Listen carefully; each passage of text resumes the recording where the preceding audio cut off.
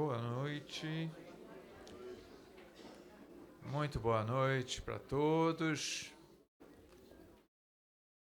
Vamos nos aconchegando para a gente poder ouvir hoje, né, as nossas lições do dia, né, que Jesus preparou para a gente.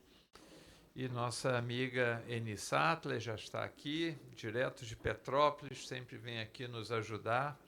Sempre uma amiga muito querida e nós sempre gostamos muito de ouvi-la. Seja muito bem-vinda, Eni. Amigos, vamos, como sempre, nos preparar para termos os ouvidos de ouvir. Então, eu vou ler uma página, né, aberta ao acaso. Escolhi aqui o livro Caminho, Verdade e Vida, pelo Espírito Emmanuel.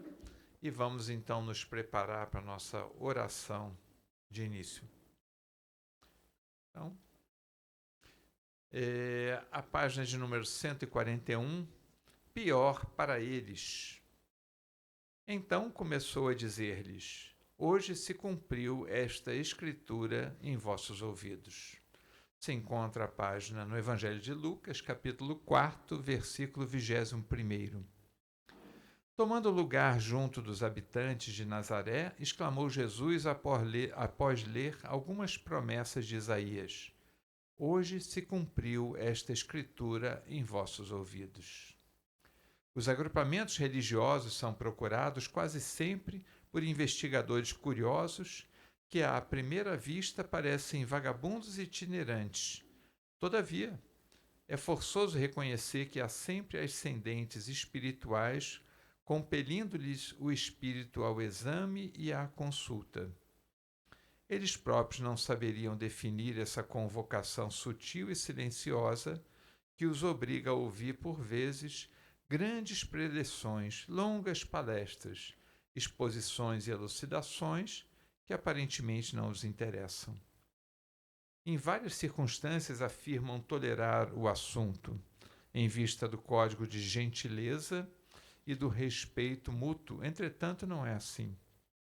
Existe algo mais forte, além das boas maneiras que os compelem a ouvir. É que soou o momento da revelação espiritual para eles.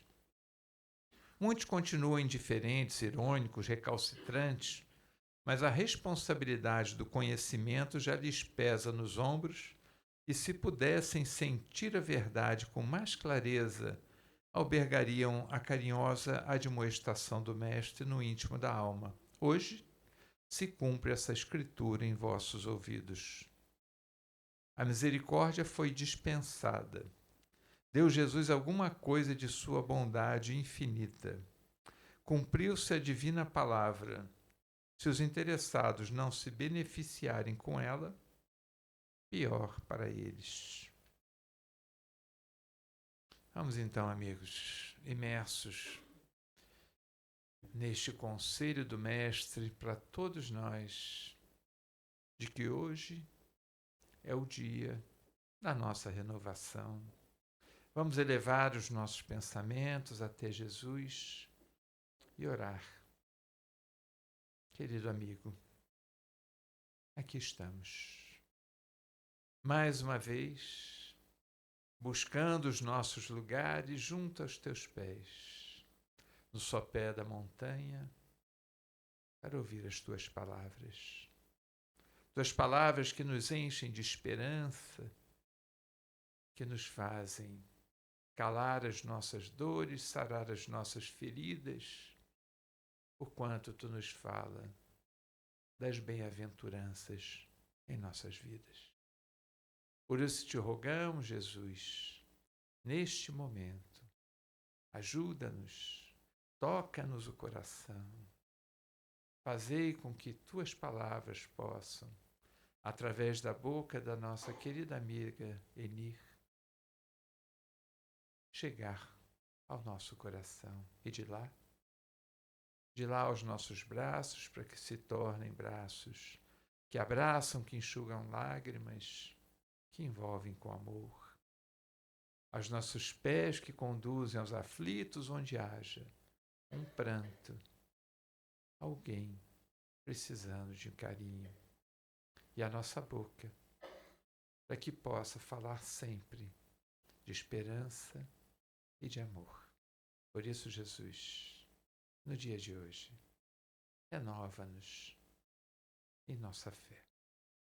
Fica conosco agora e sempre. Que assim seja. Queridos amigos, com vocês, Eni Sattler. Por favor, Eni.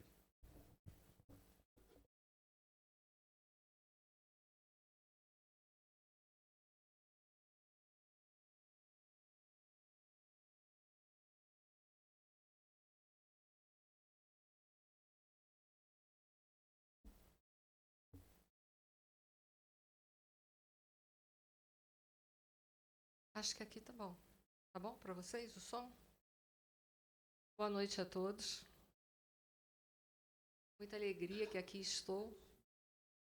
Nessa noite fria, eu gosto muito de frio. Não sei vocês, mas eu adoro esse friozinho.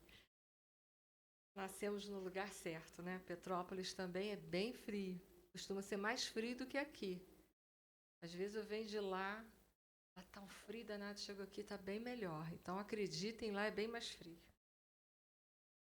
Essa noite a gente vai refletir um tema que é uma passagem de João, capítulo 10, versículo de 10 a 16, intitulado Um Só Rebanho e Um Só Pastor.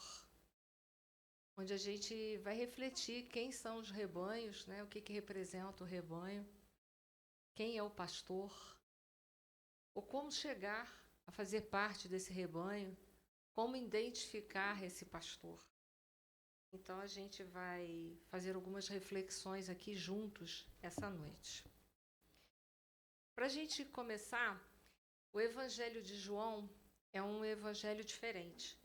80% do que está no Evangelho de João está só no Evangelho de João, não faz nenhuma ressonância, nenhuma ponte com os evangelhos sinóticos. Então é importante a gente entender que é um evangelho bem peculiar.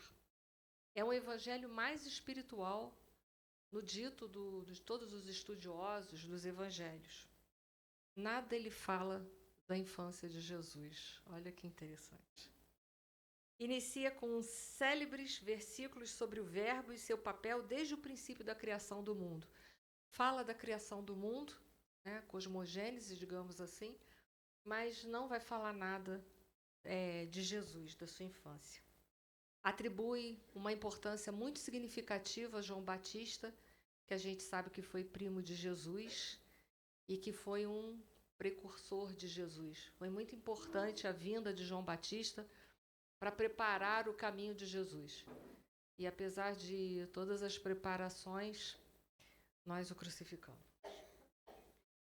Demonstra profunda referência pela figura de Jesus e atribui aquilo que nós chamamos de milagres como sinais ou eventos. Então a gente tem que se ater muito ao que João está falando, é muito simbólico. Faz a promessa da vinda do Paráclitos, né? Que é o Consolador prometido, é o único evangelho que vai falar do Consolador prometido. E a estrutura do Evangelho de João, segundo os estudiosos, ele vai ser dividido em 3 partes. As pregações públicas dele, pregações de Jesus aos apóstolos e discípulos mais próximos e o sacrifício de Jesus na cruz. Então é interessante. Foi feito a Emmanuel uma pergunta no livro Consolador, que eu acho que todos vocês aqui conhecem. Consolador é um livro muito interessante, que vale a pena ser estudado, pelo menos na minha opinião. É um livro dividido em 3 partes, em filosofia, em ciência, filosofia e religião, que é justamente o tríplice aspecto que tem a doutrina dos espíritos. Então, foram feitas várias perguntas e um dia Emmanuel responde a essas perguntas que foram feitas e aí o livro é didaticamente formatado dessa forma. E lá na 284 é perguntado assim a Emmanuel: o apóstolo João recebeu missão diferente na organização do Evangelho, considerando-se a diversidade de suas exposições em confronto com as narrações de seus companheiros? E a resposta sim, ele fala: Mateus, Marcos e Lucas receberam a tarefa de apresentar o pastor de Israel na sua feição sublime. Então, ele vai mostrar aquele Messias, né, que era o prometido, que vinha trazer toda aquela mensagem, principalmente para o povo de Israel, que a gente não pode esquecer, que eles estavam esperando o Messias e estão esperando o Messias até hoje, né? Que Messias é esse que a gente espera? Isso deveria ser a nossa reflexão. Que Salvador é esse que nós esperamos no nosso mundo? Quem é aquele que nós acreditamos que vai mudar a humanidade? Será que a gente está fazendo essa reflexão hoje, no século XXI?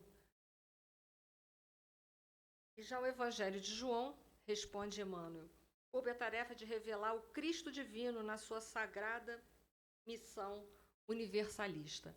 Então, quando a gente vai ler qualquer passagem do Evangelho de João, mas também é importante, né, para a gente hoje não esquecer, que mesmo os outros evangelhos, ele vai guardar uma mensagem, que a gente poderia dizer numa linguagem mais analítica, mais superficial, para o povo judeu, que a gente não pode esquecer que a árvore do Evangelho de Nosso Senhor Jesus Cristo estava implantada na Palestina naquela época.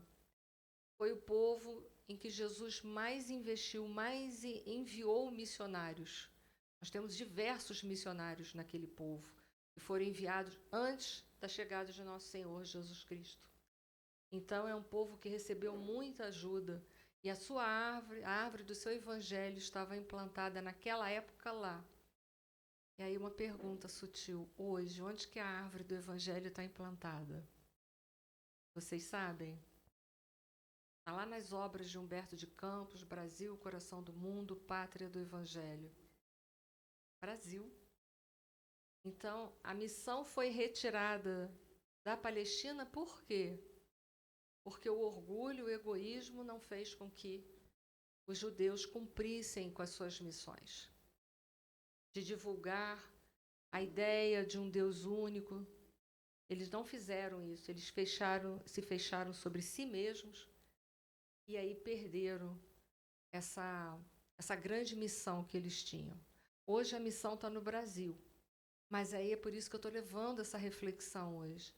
Nós estamos preparados para trabalhar para essa árvore do Evangelho, levando os ensinamentos de amor, de paz, compreendendo quem é Jesus.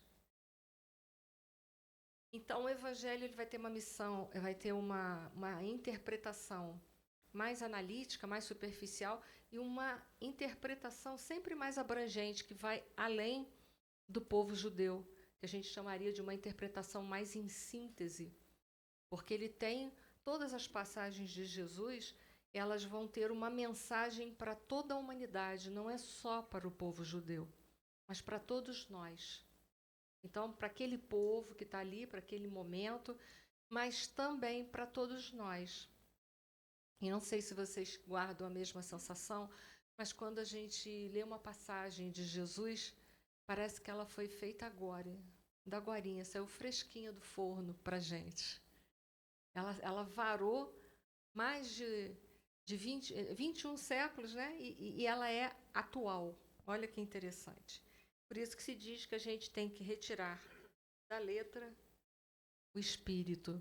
Tem que ler nas entrelinhas. Então vamos à nossa proposta dessa noite, que é João, capítulo 10, versículo de 10 a 16. Eu vou ler a passagem toda e depois a gente vai pegando os pequenos versículos e a gente vai tecer algumas reflexões que não simbolizam a verdade absoluta, a única interpretação que existe no universo. É aquela que eu dei através dos livros, das obras que eu vou citar, ok? Então fala assim, Jesus: o ladrão não vem senão para roubar, matar e destruir. Eu vim para que elas tenham vida e a tenham em abundante. Eu sou o bom pastor. O bom pastor aplica sua alma sobre as ovelhas. O mercenário, não sendo pastor, de quem as ovelhas não são próprias, vê vir o ladrão e deixa as ovelhas e foge. e os lobos a agarra e a dispersa. Porque é mercenário e não interessam para ele as ovelhas. Eu sou o bom pastor, conheço as minhas ovelhas e elas me conhecem. Assim como o Pai me conhece e eu conheço o Pai e dou a minha vida pelas ovelhas. Tenho outras ovelhas que não são desse aprisco. É necessário que eu as conduza também. Elas ouvirão a minha voz e haverá um só rebanho e um só pastor. Que promessa boa! Que promessa boa! Na minha opinião, é uma promessa repleta de esperanças para os nossos dias.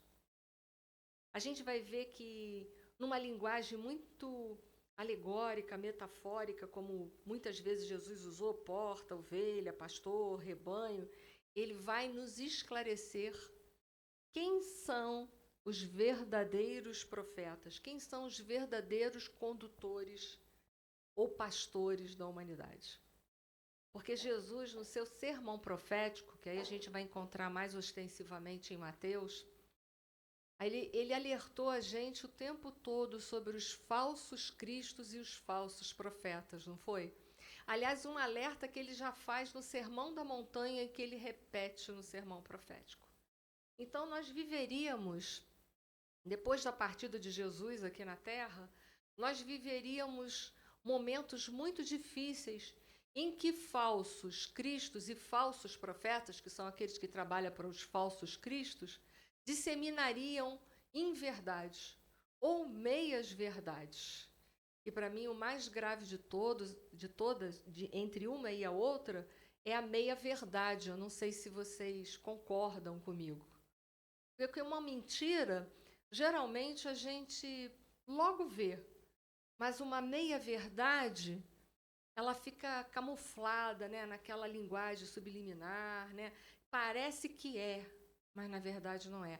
Isso para mim é o mais grave de todos, de todas elas, de uma das duas, né? Porque às vezes a gente embarca nessas meias-verdades, ainda mais nesse tempo de polarização que a gente vive, que a gente se mata pelas polarizações. A briga nas redes sociais é uma coisa louca. A gente briga por 5 centímetros cúbicos de verdades que não passam de pontos de vista.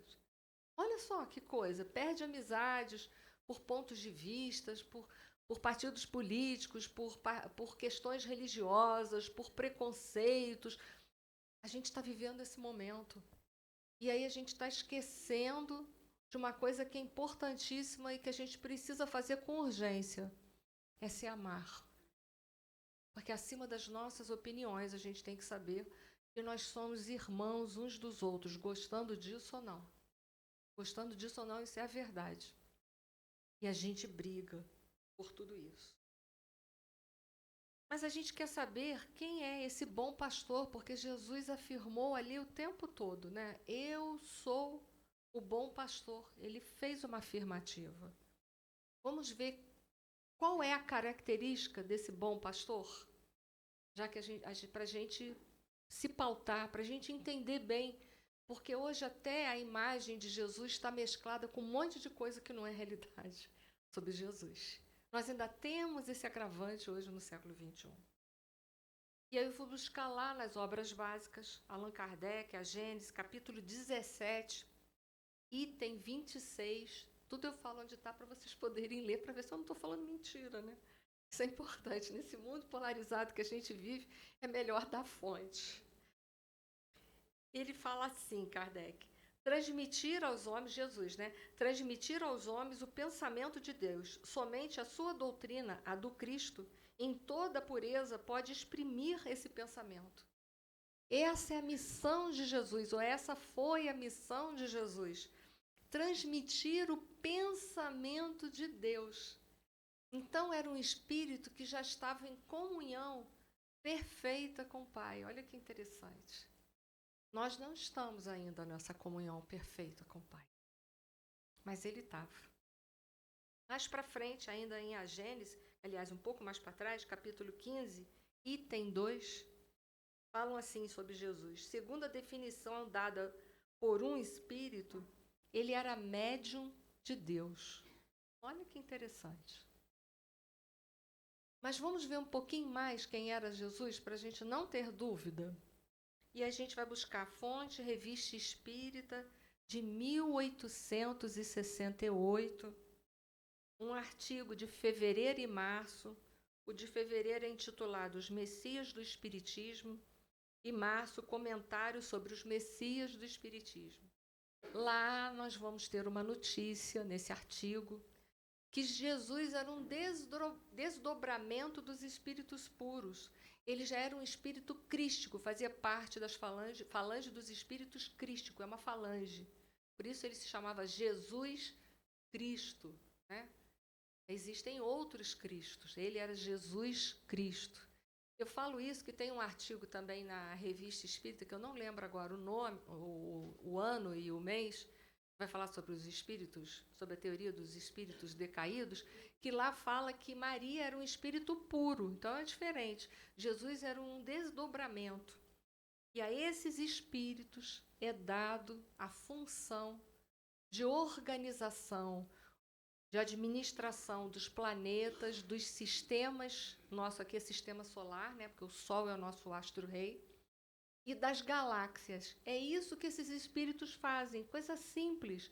A administração... Vocês estão antenados, né? A administração de planeta, coisa simples. A administração de um sistema, o nosso tem um monte de planetas, né? São 9, Mercúrio, Vênus, Terra, Marte, Júpiter, Saturno, Urano, Netuno, e eu não sei se já tiraram o Plutão, colocaram de novo, ora tira, ora põe, tiraram. Mas eu gosto dele, tá? Então eu vou deixar ele lá por minha conta. Então, administra isso, só isso que eles fazem. Esses espíritos estão em comunhão perfeita com o Pai. E eles fazem essa tarefinha de administrar essas coisas básicas.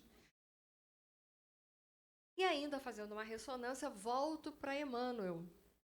No livro A Caminho da Luz, capítulo número 1, um item chamado A Comunidade dos Espíritos Puros. Vou ler um pedacinho, tá bom? Para não perder o texto, tamanha a grandiosidade.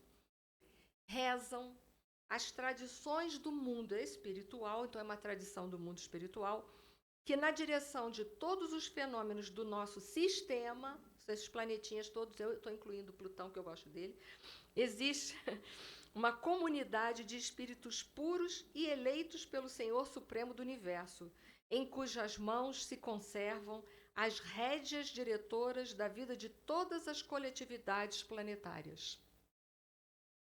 Essa comunhão de seres angélicos e perfeitos, da qual é Jesus um dos membros divinos, ao que nos foi dado saber, apenas se reuniram nas proximidades da Terra para decidirem problemas decisivos, isso ele fala nesse item desse capítulo, por 2 vezes. Uma, quando foi entregue a Jesus o planeta Terra em forma de uma bola incandescente, Deus entregou e falou assim, se vira aí, se vira nos 30. Ele fez o planeta Terra.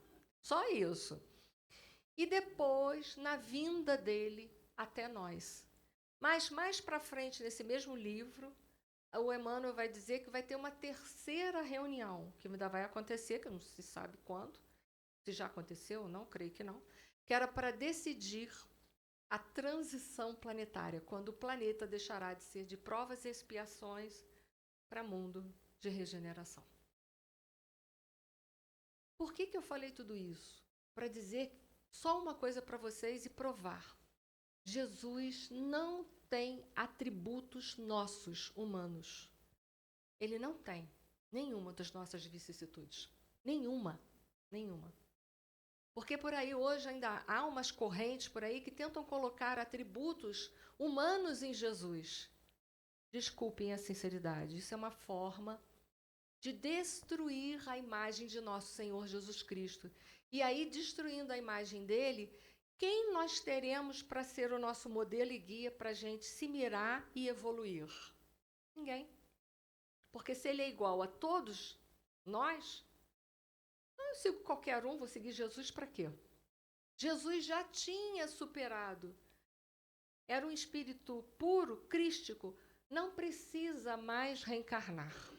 E se o faz por missão. Então não tem mais paixões humanas de espécie nenhuma em Jesus. Isso é importante a gente hoje, no século XXI, fazer essa reflexão. Porque se destruírem essa evolução espiritual de Jesus, que ele a tem, não sou eu que estou dando, né? Trouxe uma série de fontes aqui, nós vamos perder o nosso objetivo evolutivo, que é alcançar a condição de um espírito puro. Não é para lá que a gente está indo?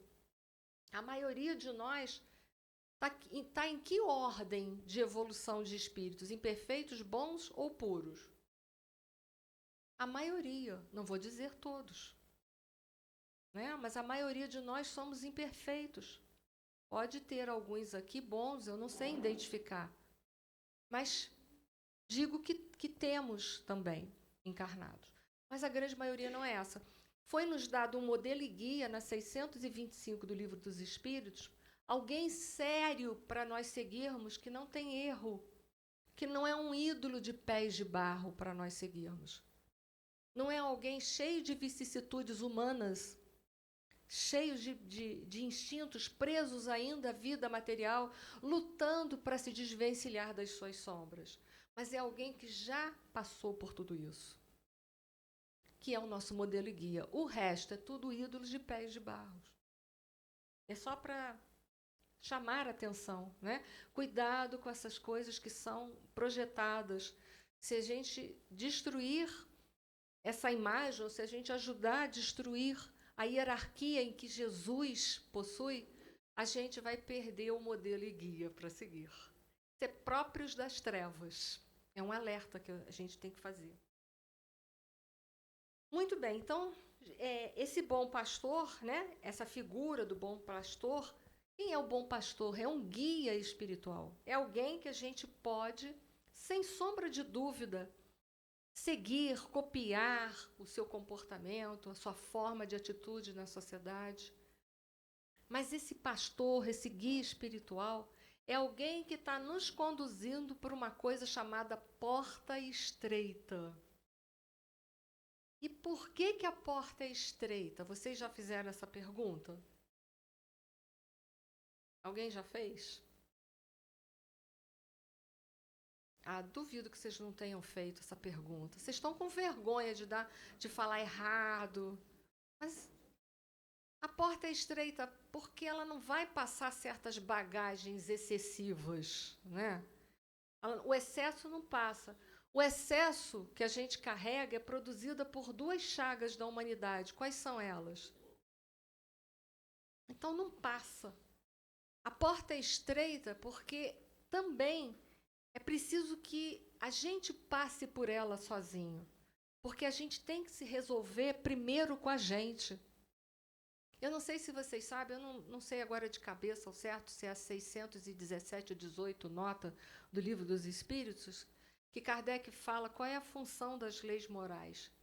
Que as leis de Deus se dividem nas leis materiais e nas morais. E qual é a função da moral? É estabelecer a relação do homem com ele mesmo, do homem com o próximo e do homem com Deus. Então, primeiro a gente tem que estabelecer uma relação com a gente. Porque se eu não me resolver, eu não trabalhar as trevas que estão dentro de mim, como eu vou trabalhar as dificuldades que eu tenho com o outro? Vai ser dificuldade com dificuldade. Alguém tem que ter passado pelas dificuldades para quebrar esse circuito de antipatia, de violência, de não perdão. Então, a porta é estreita que primeiro eu preciso me resolver comigo.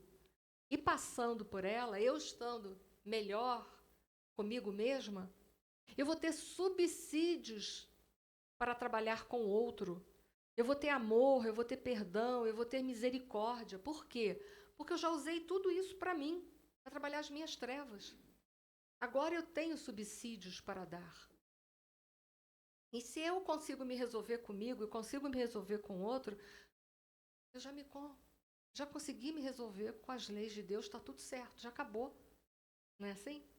Porque Deus tem raiva da gente? Não. A Eni errou de novo. Eu vou sapecar uma expiação nela. É assim? Claro que não. Ele não fica ali tomando conta da gente. Ela errou, já vi que ela vai dobrar aquilo ali, vai escorregar na casca de banana de novo. Eu vou aplicar a pena de talhão nela. Não é nada disso. Né? Deus não tem nada para resolver comigo. Eu é que estou muito mal resolvida com Deus. Então, a gente agora, dito isso, feita essa introdução, que era importante a gente estabelecer o nosso bom pastor, a gente vai trabalhar com uma série de simbolismos do Evangelho de João. Vamos lá, o primeiro versículo, vocês já devem ter esquecido tudo, né? Não? Estão firme? Ele começa assim: o ladrão não vem senão para roubar. Mas né? Senão ele não era o quê? Não era ladrão, né? O ladrão não vem senão para roubar, matar e destruir. Quando já se viciou muito no roubo, acaba fazendo o resto, né? Matando e destruindo. Eu vim para que elas, as ovelhas, tenham vida e a tenham abundante. Olha que interessante. Quem é o ladrão simbolicamente? Quem é o ladrão hoje, para nós, no século XXI? Que a gente está trabalhando com uma mensagem que varou 21 séculos. Quem é esse ladrão? O que representa esse ladrão? Vai pensando aí, não precisa me responder não, vai pensando.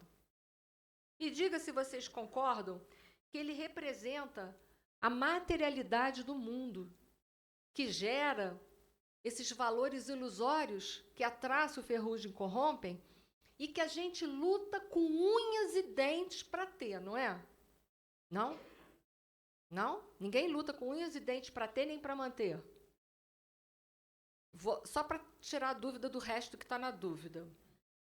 Alguém aqui tem medo de morrer? Não respondam. Não responda, só para vocês. Eu não quero essa resposta. Se a gente tem meio medo de morrer, medo tem, né? E aí é porque a gente ainda está agarrado. Porque se isso aqui é só vestimenta, né? Ué, qual o problema? Eu vou continuar existindo. Mas a gente ainda tem dificuldade, né?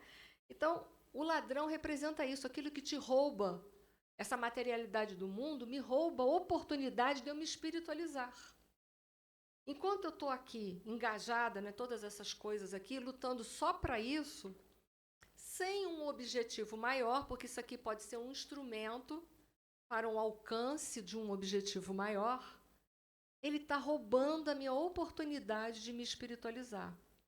E a hora que a morte vier, como é que vai ser? Vai embora a morte. Não posso ainda. Eu tenho que criar os tataranetos. Calma aí. Depois a gente vê. Eles precisam muito de mim, os tataranetos. E aí o João continua. Eu sou um bom pastor. Um bom pastor aplica a sua alma sobre as ovelhas. Então, esse bom pastor, ele não está só envolvido com as suas ovelhas. Ele está comprometido com as suas ovelhas. Esse casaco, esse blazer está envolvendo o meu corpo, mas ele não está comprometido comigo. Estar comprometido com uma pessoa é muito mais do que isso. É dar parte de si próprio para o outro. É de forma tal que se o outro sofre, eu também sofro de alguma maneira. Isto é muito mais do que envolvimento, é comprometimento com o outro. E aí ele continua, para que ele pudesse explicar melhor esse comprometimento maior que Jesus tem com todos nós, ele continua: o mercenário, não sendo pastor, de quem as ovelhas não são próprias, vê vir o lobo e deixa as ovelhas e foge, e o lobo as agarra e dispersa. Ou seja, o mercenário está interessado em quê? O que o mercenário está interessado? Vantagens, lucros. Mas aquela ovelha, ela não é minha? Vem o perigo. Eu não tenho nada com isso, ela que se vire. Eu estou indo embora. Ele está muito mais comprometido com ele, não é verdade? Interesses pessoais. Tem até uma pergunta, assim, agora eu não lembro o número no Livro dos Espíritos, que pergunta, né? se uma pessoa afastada dos vícios, etc. e tal, e dos seus defeitos, por que indício, Kardec pergunta, que nós poderíamos verificar a falta de evolução espiritual? E os espíritos respondem pelo interesse pessoal daquela pessoa. Então, o mercenário, o que ele quer? Ele quer o dinheiro, ele está envolvido com o dinheiro. Aquelas ovelhas são só meios para eles atingir que fins? Os fins financeiros. Então, Jesus já está dizendo para a gente, cuidado com os falsos cristos e falsos profetas. Eles não estão interessados em nenhum de nós. Eles estão interessados, nós somos só meios para se atingirem fins. É uma reflexão para nós. Né? Mas Jesus não. Jesus, as suas ovelhas são importantíssimas para ele. Aquelas ovelhas não são meios para ele alcançar fins. Ele está totalmente comprometido com as suas ovelhas. Não é o caso dos mercenários, que só querem verdadeiramente um meio para eles poderem ter mais poder financeiro também. Eles estão preocupados em servir a Mamão e não a Deus. Não é à toa que Jesus foi crucificado, né? Então, Jesus, quando ele fala ali, ele está mostrando para a gente dois tipos de liderança. Uma liderança que se importa de verdade com o outro, que não está ali para usar o outro, e com aquela liderança que só quer tirar partido para si próprio. Então, é para a gente hoje tomar cuidado no meio dessa polarização que a gente está vivendo, para a gente não ficar envolvidos com conversas para boi dormir, literalmente. E se deter naquilo que é o mais importante, porque o amor de Jesus, ele transcende a toda materialidade, a todos os interesses do mundo material. Ele vai muito além de tudo isso. E volto a dizer para vocês, as coisas da nossa vida, a nossa organização social, ela é uma organização imperfeita. Por que ela é imperfeita? Vocês têm noção? Porque nós somos imperfeitos tentando acertar. Por isso que não nos foi oferecido nenhum líder religioso ou qualquer outro tipo de líder que não fosse Jesus. Esse era o único seguro. E ele continua assim. De novo ele fala, eu sou o bom pastor. Conheço as minhas ovelhas e elas me conhecem. Às vezes eu fico pensando, será que Jesus me conhece mesmo? E aí eu fui lá num livro, o Evangelho de Chico, escrito por palavras do próprio Chico, né? Não foi escrito por ele, mas são palavras dele. No capítulo 345, o Senhor não está fora do mundo. Olha o que Chico Xavier falou. Jesus Cristo não nos abandona. De tempos em tempos, envia os seus mensageiros à terra, mas ele mesmo continua conosco. Ele nos conhece pelo nome. Olha que interessante. Então, hoje ele me conhece pelo nome que eu tenho nessa atual encarnação. Olha que interessante. O ruim é saber que ele conhece todo o meu currículo, né? É um pouco pavoroso. Mas vamos lá. E se me conhece pelo nome, sabe o currículo, né? Todinho, princípio, meio e fim. Sabe quem somos e quais são os nossos propósitos. Não consigo imaginar, diz Chico Xavier, por exemplo, Jesus habitando uma região espiritual isolada do sofrimento humano. Nem eu. Porque quem está comprometido mesmo com o outro está lá na lama, mas ele está ali se preocupando em me tirar da lama. Né? Ele não ia querer deixar-nos assim entregue às nossas próprias indigências. Olha só, indigências. Então, nós temos indigências? Somos criaturas indigentes? De alguma forma, a gente é. Agora mesmo, seu espírito nos observa, olha, na expectativa de que a nossa fé não passe de meras palavras. Então, Jesus conhece todos nós. Por quê? Porque Jesus administra esse planeta, mas ele não administra só o reino nominal, ele administra outros reinos também, onde tem os princípios inteligentes fazendo as suas passagens evolutivas. Olha que interessante. Então, Jesus sabe exatamente, né, os que estão ainda no reino vegetal, animal, mineral, ele sabe tudo. Cada um sabe a destinação de cada um, sabe o que nós desejamos em verdade, qual a nossa busca real em cada momento. Ele se preocupa por toda essa comunidade espiritual do planeta Terra, não importando em que reino se encontre. Isso é uma grande responsabilidade, não é? Ele vela pelo irmão Sol, pela irmã Lua, pelo irmão vegetal. E nós velamos por quem? Por nós. Quando eu vejo a destruição do planeta, me dói o coração. Me dói. Porque nós poderíamos viver melhor aqui. A gente sabe que hoje o homem tem inteligência para viver melhor. Mas por que não vivemos melhor? Essa pergunta tem uma resposta abrangente, mais coletiva, mas essa pergunta tem uma resposta individual também, não só coletiva. O que eu faço para manter esse planeta? O que eu faço para manter esse planeta? Eu estou poluindo menos o planeta? Como tem sido a minha alimentação? Como tem sido o meu descarte de lixo? Como eu tenho plantado, tenho mantido as flores? Eu tenho cuidado dos animais de alguma forma? Não é que uma pessoa sozinha vai salvar o planeta? Claro que não. Mas a coletividade pode melhorar o planeta, não pode? Então, isso me levou também a essa reflexão. Ele conhece as ovelhas, mas todos nós somos, em potencial, ovelha de Jesus, né? Mas será que em potencial somos, mas já somos? Deixamos de ser só em potencial, agora somos mesmo ovelhas de Jesus? Já somos as suas ovelhas? Porque Ele é o bom pastor. Ele conduz as suas ovelhas pela porta estreita, para que a ovelhinha tire a sua bagagem desnecessária. Mas todos nós estamos desejosos de deixar a nossa bagagem desnecessária?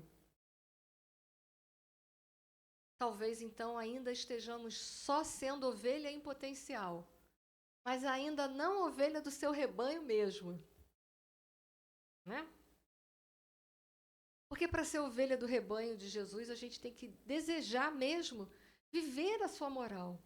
O que viver os preceitos de Jesus nesse momento é bem difícil. No tempo dos primeiros cristãos, as arenas eram visitadas pelos leões e os que se diziam cristãos morriam. Hoje a arena é o mundo inteiro. E os leões estão em todos os lugares para a gente vencer. Não é eu não estou pregando aqui uma coisa horrorosa, mas dizendo, há muitos leões ainda na nossa arena que a gente precisa observar.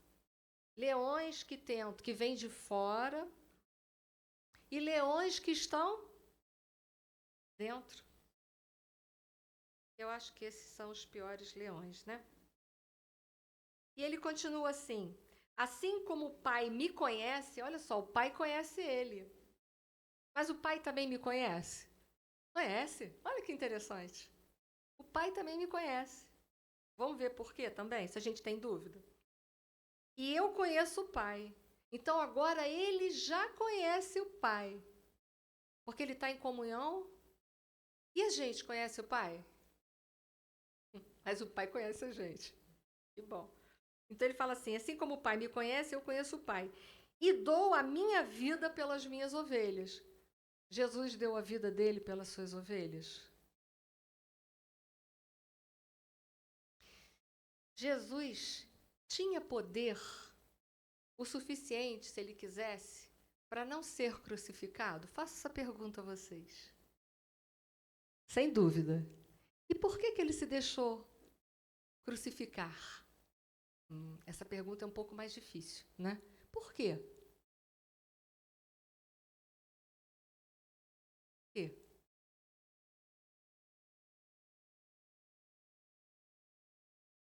Ele pregava a não violência? Ele era a favor do olho por olho, dente por dente? Ele dava mais valor ao reino dos céus, que era o reino de Deus, ou o reino da terra? Vou deixar vocês com essa reflexão cruel, sem muita resposta. Mas foi por isso que ele se permitiu a crucificação, para que nós exemplificássemos isso. Futuramente passaríamos também, de uma certa forma, metaforicamente, pelo Gólgota. Porque viver nesse mundo sem ser violento é um grande desafio hoje. Jesus falava, se alguém te bater numa face, o que você deve fazer? Perdoa 70 vezes? Então o Pai me conhece. Deus, sem sombra de dúvida, muitas culturas falam, e a nossa não fica em contradição. Deus é imanente e onipresente. Onipresente a gente entende bem. Mas a imanência divina é o divino dentro de nós. A onipresença de Deus é a presença de Deus em todas as partes. São coisas que parecem muito sinônimas, mas não são tão sinônimas assim. Mas a presença divina está dentro de mim? Sim ou não? Se eu estiver lá nas trevas, que nem estava o Gregório no livro Libertação, a presença divina está comigo? Uau, né? É muito amor, não é? É muito amor pelos seus filhos. Muito, muito amor. Tanto que essa imanência é muito falada, né, nas culturas mais orientais, que eles até têm um cumprimento específico. Eles falam namastê. Vocês sabem o que é namastê? O Deus que habita em mim, ou seja, o divino que está em mim, saúda o divino, mostrando que aqui não há nenhuma diferença. O divino também está com o Gregório? Já se libertou, né? Mas é só para a gente fazer uma linguagem de impacto. O divino também está no ladrão que assalta uma casa e mata uma pessoa? Ainda bem que essa divina presença ali está. Mas não forja a gente de um dia para outro a se tornar melhor, não é? Por quê? Porque precisa de tempo para compreender as leis de Deus. A adesão às leis de Deus é livre, não é assim? Nós não temos o livre-arbítrio? É livre. É livre. Então Deus não constrange as suas criaturas para que o ame. O amor dele está acima de todas essas coisas. E aí eu pergunto para nós, o nosso amor está assim, acima de todas as divergências de opiniões nessa sociedade polarizada?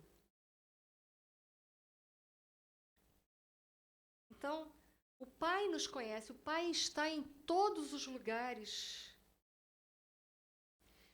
Tem um koan que diz assim, eu não sei se eu já contei aqui, peço perdão se contei, para os que já sabem, peço desculpa, para os que não sabem, lá vai. Estavam reunindo os sábios e um deles levantou e fez um desafio, uma proposta desafiadora para todos os outros. Eu dou uma moeda para que alguém aqui me diga aonde Deus não está. O outro levantou imediatamente e falou assim, eu dou 2 moedas para que alguém aqui me diga aonde Deus não está.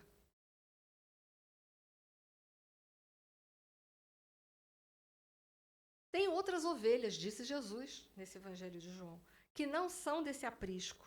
É necessário que eu as conduza também. Elas ouvirão a minha voz, e haverá um só rebanho e um só pastor. Que ovelhas são essas que não eram desse aprisco? Vocês fazem ideia? Também, naquela linguagem ali, eram os gentios, porque os gentios, para eles lá, era todo mundo que não era judeu, né? Então, era assim mesmo, com essa cara que eu estou fazendo, né? Mas sem ser os gentios, que eram os gentios também. Eram os publicanos, eram as prostitutas também. Mas quem era que não era desse aprisco? Vamos colocar o aprisco como planeta Terra agora. Quem não era daqui? capelinos, que a gente pode fazer gancho hoje.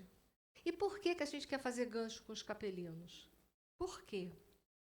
Porque lá em Capela, segundo o livro A Caminho da Luz, capítulo 3, As Raças Adâmicas, Espíritos Exilados na Terra, fala que o planeta, um dos planetas de Capela, que Capela é uma estrela, um dos planetas desse sistema, o planeta também estava deixando de ser provas e expiações, caminhando para a regeneração.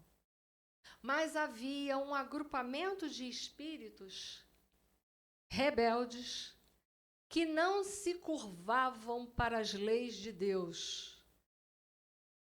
Dentre outras coisas, eles viviam a lei de Talião, dentre outras. Sim ou não? Sim, também, ué. Você não se curvava para as leis de Deus, que é a lei de misericórdia, a lei de amor, de perdão 70 vezes, 7 vezes. Dentre tantas coisas, uma era essa, digamos assim. Esses espíritos rebeldes que não se curvavam às leis de Deus estavam sendo empecilho para a evolução espiritual daquele planeta. O que aconteceu com eles? Passaporte carimbado para o planeta Terra,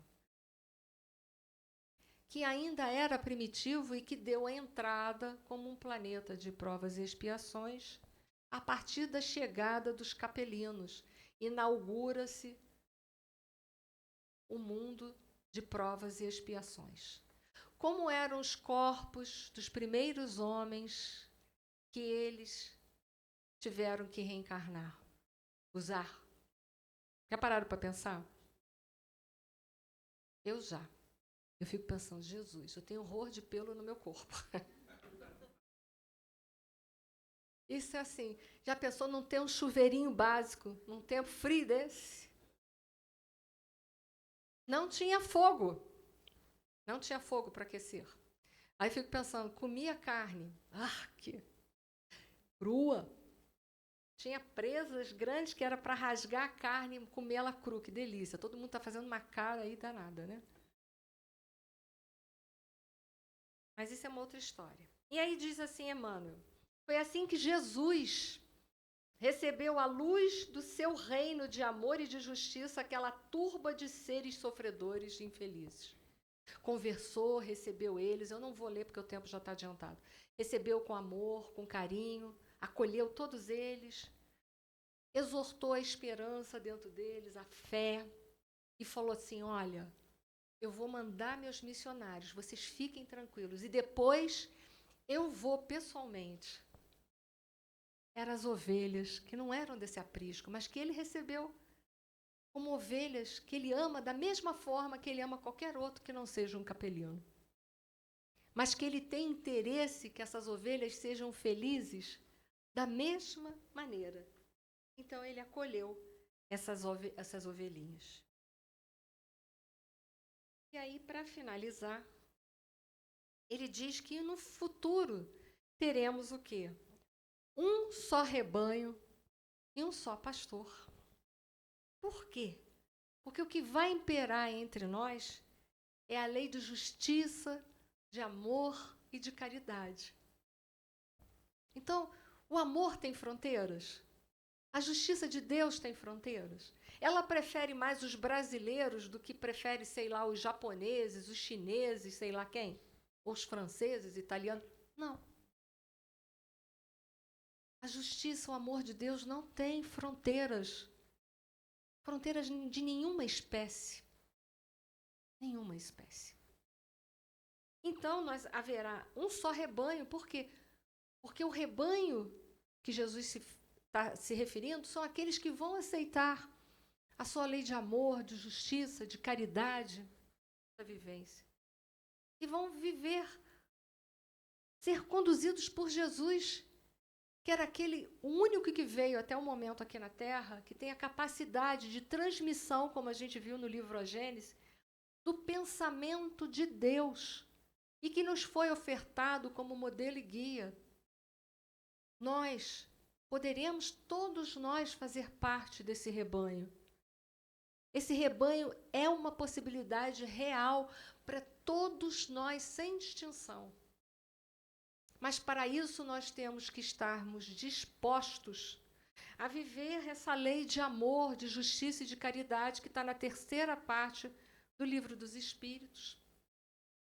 É preciso a gente exercitar isso, porque não basta só saber sobre isso. É preciso tentar viver todos os dias, entendendo que a gente vai cair, vai levantar, vai cair, vai levantar, mas não perde o foco. Cai e levanta todas as vezes que você cair. Não perde o foco.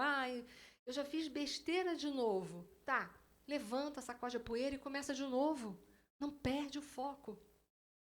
E outra, ajuda os que estão vindo na retaguarda.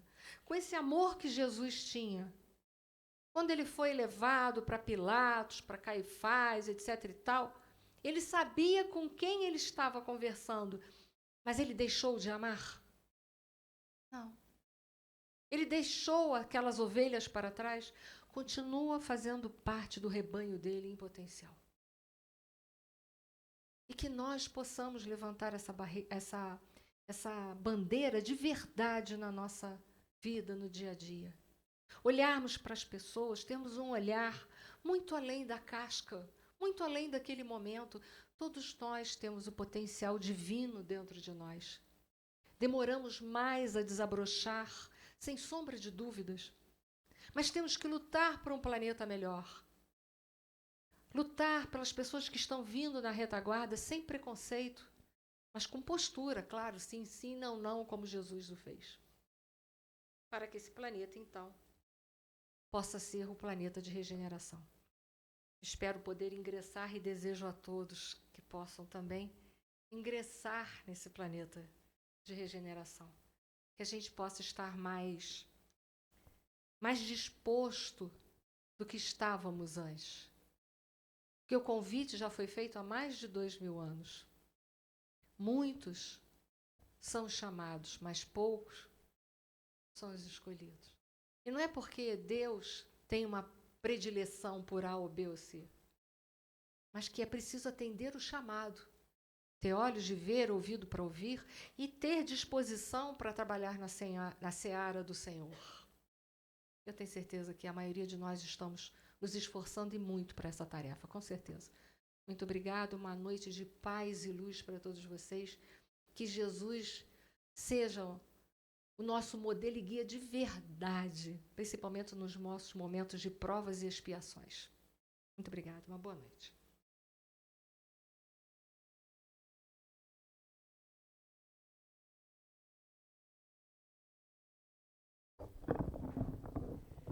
Muito obrigado, Eni.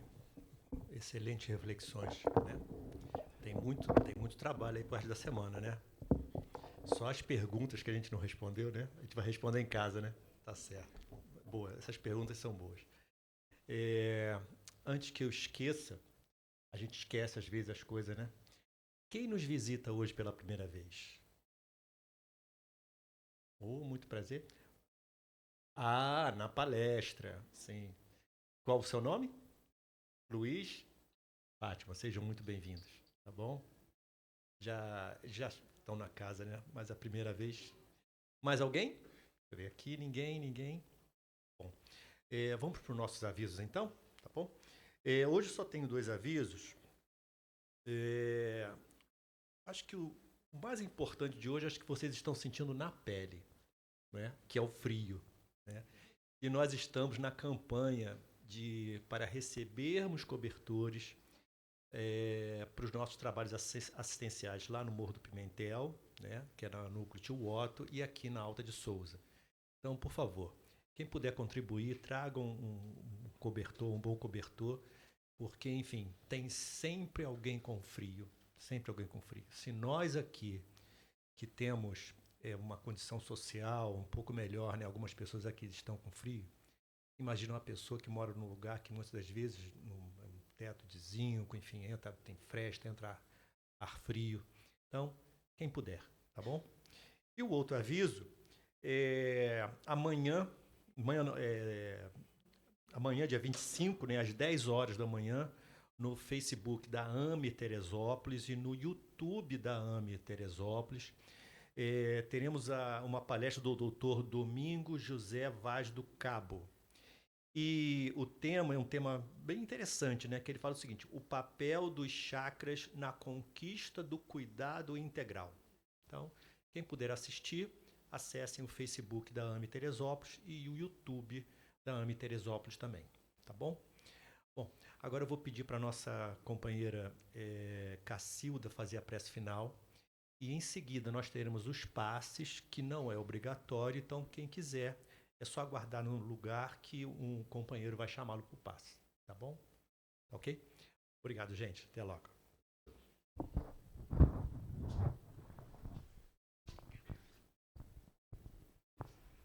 Boa noite a todos. Então, meus queridos amigos, elevemos nossos pensamentos até Jesus, nosso irmão tão amado, tão querido. Como hoje foi falado tanto nele nesta noite.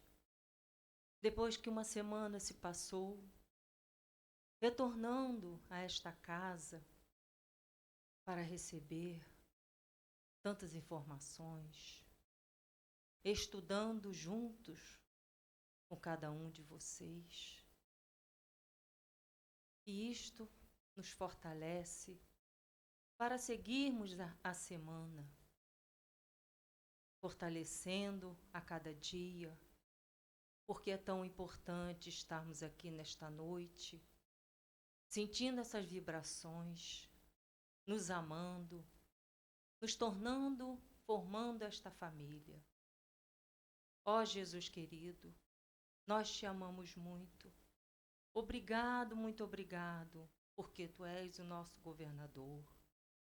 Obrigado porque deixastes tantas mensagens lindas que nos ensina tanto como se colocar no lugar do nosso próximo. Abençoado cada dia que passa e que sejamos merecedores a cada dia do seu amor, da sua proteção. Estar sempre ao nosso lado, nos amparando e nos ajudando. Obrigado, Jesus. Nós te amamos muito. Que possamos retornar aos nossos lares, levando esta paz conosco. E que você continue sempre ao nosso lado. Muito obrigado pela grande oportunidade. É assim.